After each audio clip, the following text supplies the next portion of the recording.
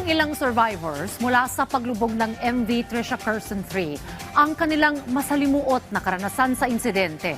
Ayon sa kanila, kulang ang mga life jacket at wala umano sa mga tripulante ang agarang tumulong sa mga pasahero, lalo na nang magsimula ng lumubog ang barko. Nagbabalik si Bernard Ferrer. Parang ang iniisip namin, sir, parang hindi na talaga kami makasurvive nun. Ito ang kwento ng isa sa mga nakaligtas sa paglubog sa MV Trisha Carson 3. Ayon sa kanya, walang ibinigay na anumang babala o warning signal sa mga pasahero na palubog na ang barko matapos silang marinig ang isang pagsabog.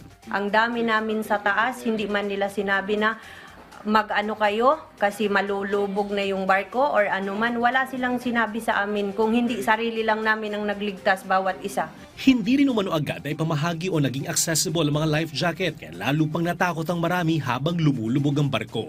Yung mga life jacket namin bulok. Kasi hinahawakan namin yung dito punit, lalo na yung sa akin hindi na masarado.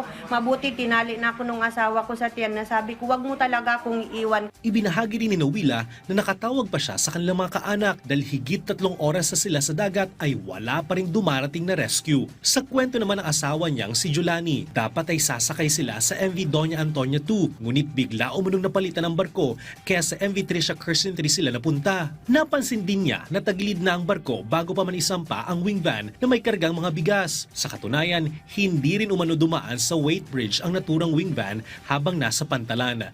Ang inano lang nila, magbilang lang ng karga. Kung sakali sa bigas, estimated lang sila. Kung sakali sa bigas, 1,000, magtanong lang sila kung magkano, kung ilan ang karga. Ganun ang kuwan nila doon. Wala man timbangan, di sila magtitimbang doon.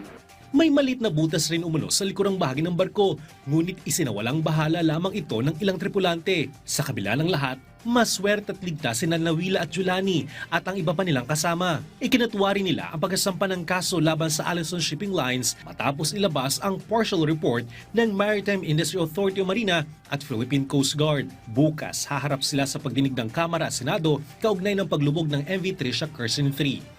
Bernard Ferrer para sa Pambansang TV sa Bagong Pilipinas.